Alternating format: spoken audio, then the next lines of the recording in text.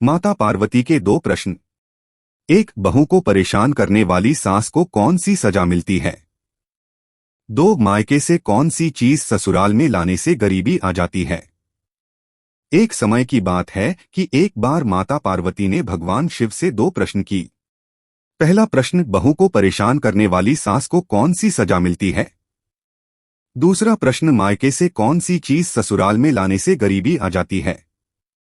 फिर माता पार्वती के प्रश्न सुनने के बाद भगवान शिव कहते हैं, पार्वती, तुम्हारे दोनों प्रश्न बहुत ही महत्वपूर्ण है, क्योंकि जब कोई लड़की शादी के बाद बहू बनकर अपने वह माँ बाप जिन्होंने जन्म दिया, पालकर इतना बड़ा किया, उन सबको हमेशा के लिए छोड़कर जब अपने ससुराल जाती है, तो उस बहू के लिए उसके सास ससुर ही माता पिता होते हैं।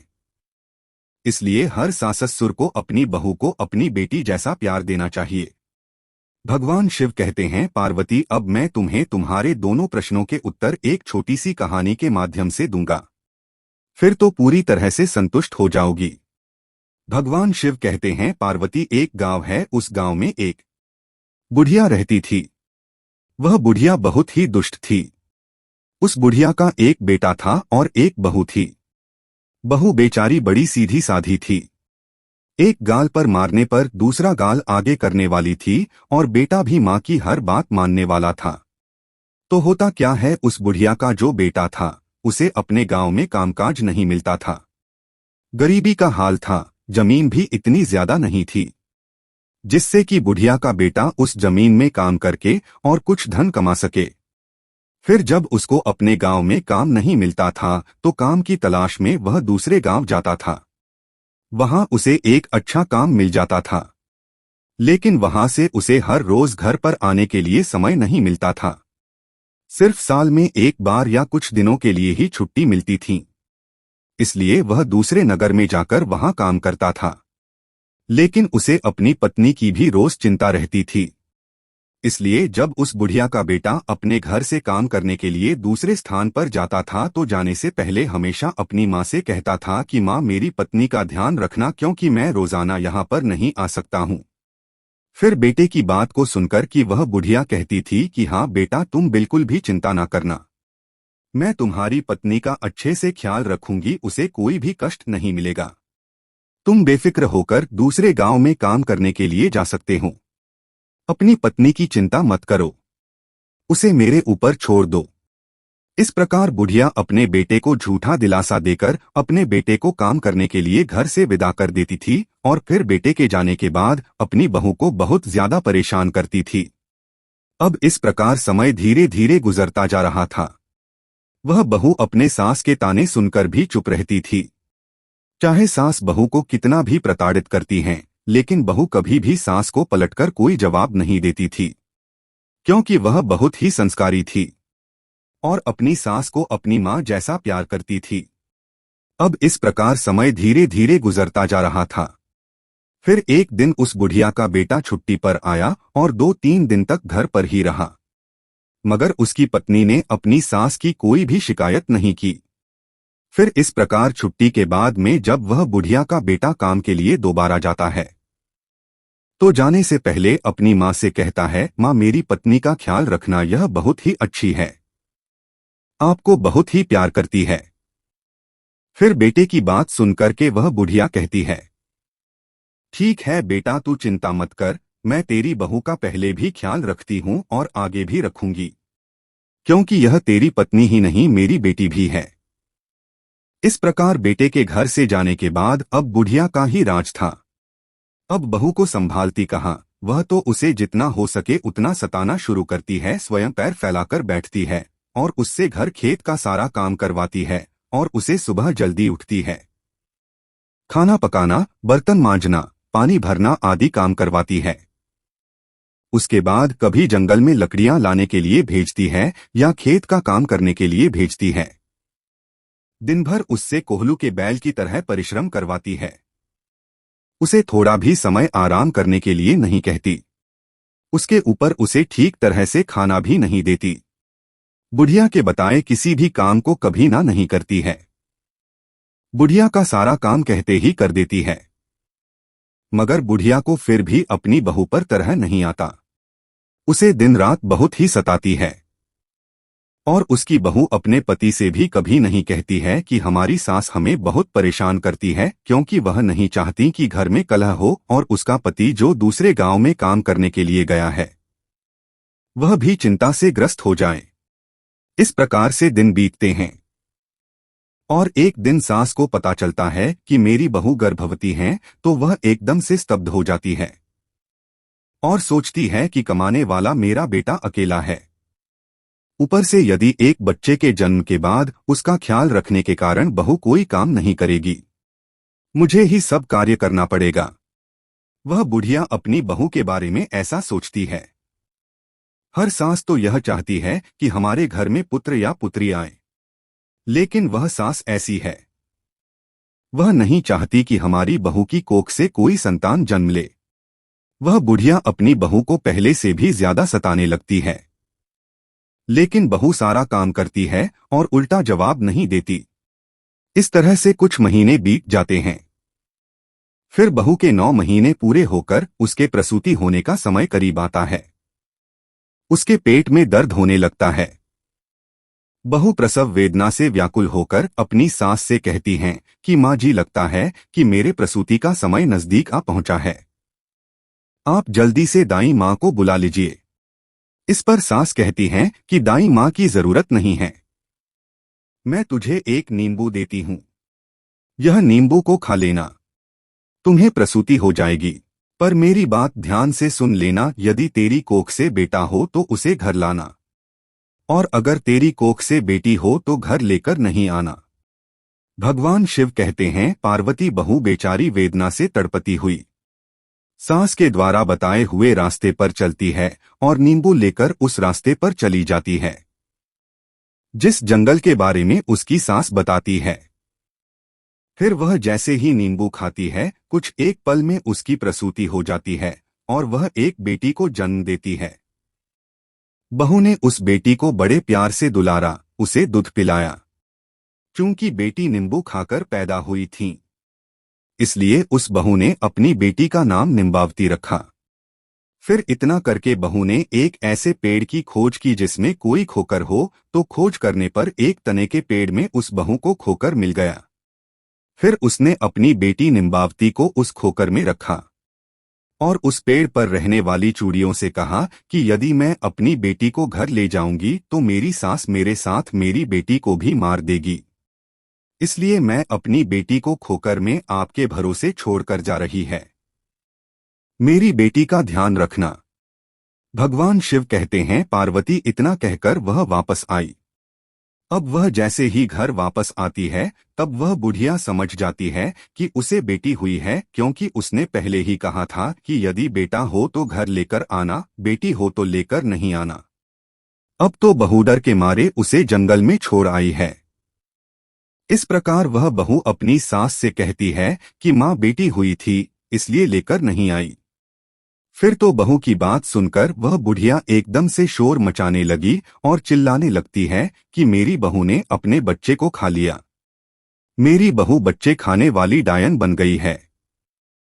उस बुढ़िया के द्वारा बहू को इतना परेशान किया जाने लगा, मगर बहू अपनी सास की बात को अनसुनी कर देती है और मन ही मन में खुश रहती है कि भगवान की कृपा से उसकी बच्ची जिंदा है। और फिर रोजाना वह बहू जानवरों को चराने के बहाने से जंगल में जाती है और अपनी बच्ची को दूध पिलाती है। इस तरह से कुछ दिन बीतते हैं। उधर उस पेड़ की खोकर में निबामवती धीरे धीरे बड़ी हो जाती है। इस तरह 1 साल गुजरता है और उधर उस बुढ़िया का बेटा छुट्टी लेकर घर वापस आता है और जैसे ही घर के अंदर प्रवेश करता है तो बुढ़िया अपने बेटे से कहती हैं, क्या बताऊं, तुम्हारी पत्नी मनुष्य नहीं, एक डायन है, डायन जो जिंदा मनुष्य को खाने वाली है। तुम्हें एक बेटी हुई थी, लेकिन तुम्हारी बहू ने तुम्हारी बेटी को खा लिया। बेटा अपनी माँ के स्वभाव से भली भांति परिचित था। उसने समझ लिया कि जरूर माँ की कोई साजिश है और उसने अपनी पत्नी से उस बेटा बेटी के बारे में कुछ भी नहीं पूछा। उधर बहू ने भी अपने सास के बारे में कोई बात नहीं बताई। वह नहीं चाहती थी घर में किसी प्रकार का झगड़ा हो। भगवान शिव कहते हैं, पार्वती अब वह कुछ दिन घर रहकर के काम के लिए दूसरे गांव चला जाता है और उधर वह बहू दोबारा गर्भवती हो जाती है और बुढ़िया को जब मालूम होता है कि मेरी बहू फिर से गर्भवती हो गई है तो फिर एकदम से आग बबूला हो जाती है और फिर अपनी बहू को पहले से भी ज्यादा सताने लगती है। दूसरी बार जब 9 महीने पूरे हो जाते हैं और बहू को प्रसव पीड़ा शुरू हो जाती है तो वह सास को पहले की तरह ही दाई को बुलाने के लिए कहती है, मगर इस बार भी वह दाई को नहीं बुलाती, मगर एक मुट्ठी भर जीरा लाकर अपनी बहू के हाथ में दे देती है और कहती है, यह जीरा लेकर उस जंगल में जाना और उस जीरे को खा लेना, तुम्हें प्रसूति हो जाएगी। मगर एक बात ध्यान रखना, बेटा हुआ तो लेकर के आना और बेटी हुई तो वही फेंक कर आना। भगवान शिव कहते हैं कि पार्वती इस प्रकार सास के कहने पर बहू एक सुनसान जंगल में फिर जाती है और वहां जाकर जीरा खाती है तो कुछ ही समय में उसे प्रसूति होती है और वह एक बेटी को जन्म देती है और बेटी के जन्म लेते ही वह अपनी बेटी को दुलारती है, दूध पिलाती है, क्योंकि वह बेटी जीरा खाने से पैदा हुई थी, इसलिए वह अपनी बेटी का नाम जीरावंती रखती है। फिर पहली बेटी को जहां पर रखा था उसी खोकर में जाकर के वह अपनी दूसरी बेटी को भी रखती है और चिड़ियों को उसका ध्यान रखने के लिए कहकर वापस घर आ जाती है। उधर बहू के घर पहुंचते ही वह बुढ़िया पहले से भी ज्यादा जोर जोर से चिल्लाती है और गांव वालों से कहती है कि उसकी बहू ने इस बार भी अपनी बेटी को खाया है। यह तो चुड़ैल है, मगर इस बार भी बहू अपनी सास के चिल्लाने को अनसुना करती है और उधर गांव वाले भी उस बुढ़िया की बात पर ध्यान नहीं देते। भगवान शिव कहते हैं, पार्वती अब कुछ दिनों के बाद 1 साल और खत्म होता है, उसका बेटा फिर वापस घर लौटता है। तो बेटे के घर आते ही वह बुढ़िया पहले की तरह अपने बेटे से बहू की चुगली करती है और कहती हैं कि बेटे इस बार भी तुम्हारी बहू ने एक बेटी को जन्म दिया और उसके जन्म होते ही तुम्हारी बहू ने अपनी बेटी को खा लिया। यह डायन है, बहुत बड़ी चुड़ैल है। इस प्रकार उस बुढ़िया की बात को सुनक उसका बेटा चुपचाप रहता है, अपनी माँ से कुछ भी नहीं कहता है और उधर अपनी पत्नी से भी कुछ भी नहीं पूछता। फिर कुछ दिन तक घर रह करके जब वापस दोबारा काम पर जाता है तो बहू तीसरी बार गर्भवती हो जाती है। इस बार भी पहले की तरह ही हो जाता है। इस बार बुढ़िया बहू को एक आम देती है और बहू उस आम को लेकर उसी जंगल में जाकर खाती है और आम खाते ही वह एक बेटी को जन्म देती है और उसे दूध पिलाकर उसका नाम आमवंती रख देती है और फिर उसको भी उसी खोकर में रख देती है और चिड़ियों को उसका ख्याल रखने के लिए कहकर वापस अपने घर आती है। अब बुढ़िया गांव के द्वार द्वार जाकर बहू की चुगली करती है, लेकिन बहू अपनी सास की एक भी बात का बुरा नहीं मानती और सास की नफरत भरी बातों को अनसुना कर देती है।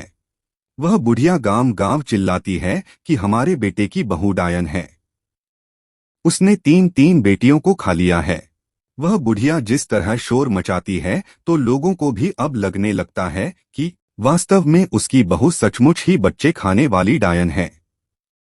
तो लोग डर के मारे अपने अपने बच्चों को घर के अंदर बंद करके रखते हैं। अब इस प्रकार से धीरे धीरे यह बात चारों तरफ फैल गई और उस बुढ़िया का बेटा जिस नगर में काम करता था उसको भी सुनने को मिल गई। फिर तो उस बुढ़िया का बेटा वह बात सुनकर के बहुत ही परेशान हो जाता है और तुरंत ही मालिक से अनुमति लेकर अपने गांव वापस आता है। उधर बुढ़िया का बेटा गांव आता है और इधर उस राज्य के राजा के कानों तक यह खबर पहुंच जाती है तो राजा सिपाही भेजकर बुढ़िया को दरबार में बुलाता है और बात की छानबीन करता है। बुढ़िया मिर्च मसाला लगा करके राजा से कहती है, क्या बताऊं महाराज, मेरी बहू बहुत बड़ी डायन है, बच्चे खाने वाली चुड़ैल हैं। उसने मेरी 3 पोतियों को जिंदा ही खा लिया है। फिर तो उस बुढ़िया की बात को सुनकर राजा सिपाहियों को आदेश देता है कि चौराहे पर एक सूली लगाओ और बुढ़िया की बहू जहां कहीं भी है उसे जाकर लेकर आओ और शीघ्र ही सूली पर चढ़ावो। इस प्रकार राजा के सिपाही आज्ञा का पालन करते हैं, फिर तुरंत ही सूली बनाते हैं और जाकर बुढ़िया की बहू को दरबार में लेकर आते हैं। फिर राजा बहू से पूछता है, क्या तुम्हारी सास सच कहती हैं? क्या तुमने अपनी तीनों बेटियों को जिंदा खा लिया है? मगर राजा की बात सुनकर वह बहू चुपचाप रहती है। राजा को यह देखकर विश्वास हो जाता है। फिर राजा तुरंत ही अपने सिपाहियों को उस बहू को सूली पर चढ़ाने का आदेश देता है, तो सिपाही उसे लेकर के चौराहे पर जमा होते हैं। वहां राजा और बाकी के लोग भी इकट्ठा हो जाते हैं। भगवान शिव कहते हैं, पार्वती, इधर बहू को सूली पर चढ़ाने की तैयारी चलती है तो उधर उसका पति भी घर पहुंचता है और वह घर जाकर देखता कि घर में मां और पत्नी दोनों नहीं हैं। घर पर ताला लगा हुआ है। तो वह और परेशान हो जाता है और फिर पड़ोसियों से पूछताछ करता है, तो पड़ोसी बताते हैं कि तुम्हारी मां और बहू को राजा ने दरबार बुलाया है। फिर तो बुढ़िया का बेटा घबराकर राजा के दरबार की तरफ भागता है। वहां जाकर उसको पता चलता है कि उसकी पत्नी को सूली पर चढ़ाने के लिए चौराहे पर लेकर गए हैं। फिर वह बुढ़िया का बेटा तेजी से दौड़कर उस चौराहे पर पहुंचता है। फिर जैसे ही वह चौराहे पर पहुंचता है तो क्या देखता है कि चौराहे पर राजा और सारी प्रजा इकट्ठी है और कुछ ही पल में उसकी पत्नी को सूली पर चढ़ाया जाने वाला है। फिर तो वह बुढ़िया का बेटा तुरंत ही राजा के सामने जाकर खड़ा होता है और हाथ जोड़कर प्रार्थना करता है, महाराज दया करें, कुछ देर के लिए मेरी पत्नी को सूली पर चढ़ाना रोक दीजिए। मुझे एक बार अपनी मां और पत्नी से सच बात पूछने दीजिए। यदि मेरी पत्नी अपराधी हैं तो मैं स्वयं कहूंगा कि उसको सूली पर चढ़ा दे। इस प्रकार राजा को कुछ दया आती है और वह राजा अपने सिपाहियों को कुछ देर के लिए सूली पर चढ़ाने का आदेश रोक देता है। फिर वह बुढ़िया का बेटा अपनी मां से पूछता है, मां, भगवान के लिए सच बताओ। तो बुढ़िया अपने बेटे से भी झूठ बोलती है और उससे कहती है, हाँ, तेरी बहू डायन है। तेरी बहू ने तीनों बेटियों को खा लिया है। मगर उस बुढ़िया के बेटे को अपनी मां पर विश्वास नहीं होता है, क्योंकि वह जानता था उसकी पत्नी बहुत अच्छी है, संस्कारी है, कभी झूठ नहीं बोलती, मां की बहुत सेवा करती है, बच्चों को देखने के लिए दिन रात तरसती है। फिर ऐसी मां अपने बच्चों को खाकर डायन कैसे बन सकती है? ऐसा सोचकर उस बुढ़िया का बेटा अपनी पत्नी को कसम देकर पूछता है कि तुम मुझे सच बताओ, मुझसे झूठ ना बोलना। इस प्रकार उस बुढ़िया के बेटे की बहू शुरू से लेकर अंत तक सारी बातें अपने पति को बताती है, लेकिन कोई भी उसकी बातों को सच मानने को तैयार नहीं होता। तो वह कहती हैं, सच्चाई क्या है आप अपनी आंखों से देख लीजिए। और वह अपनी बेटियों को प्यार से आवाज देती है, निम्बावती मेरी बिटिया संकट में मेरी रक्षा करना, जीरावंती मेरी बिटिया संकट में मेरी रक्षा करना, आमवंती मेरी बिटिया संकट में मेरी रक्षा करना। भगवान शिव कहते हैं, पार्वती जैसे ही उस बहू ने अपनी तीनों बेटियों को याद किया तो बहू के याद करते ही उसकी तीनों बेटियों जंगल से भागी चली आती है और अपनी मां से जाकर चिपक जाती है। फिर तो उन तीनों बेटियों को देखकर कि उस बुढ़िया के बेटे को सच का पता चल जाता है। उधर राजा भी समझ जाता है और सारे लोग भी सच्चाई जान लेते हैं। राजा क्रोधित होकर बुढ़िया से पूछता है, अब तो बुढ़िया बता सच बात क्या है?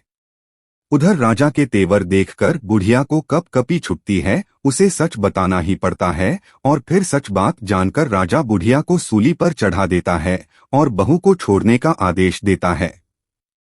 और उस बहू के संस्कारों को देखकर राजा बहुत खुश होता है और उस बुढ़िया के बेटे से कहता है कि आज के बाद तुम्हें दूसरी गांव जाने की कोई जरूरत नहीं है, मैं तुम्हें इसी गांव में काम दूंगा, तुम अपनी पत्नी और बच्चियों को लेकर सुखी रहो।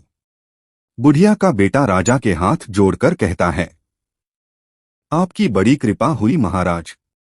उसके बाद में बुढ़िया का बेटा अपनी पत्नी और तीनों बेटियों को लेकर घर पर आ जाता है।